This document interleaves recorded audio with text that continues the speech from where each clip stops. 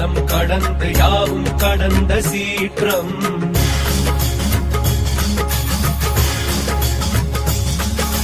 அண்டம் படர்ந்து அணுவை பிளந்து அன்பில் நிறைந்த தோற்றம்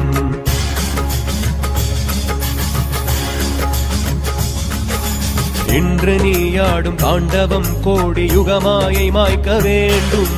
மற்றொன்று இல்லை என பூமி முற்றுமுனதாக வேண்டும்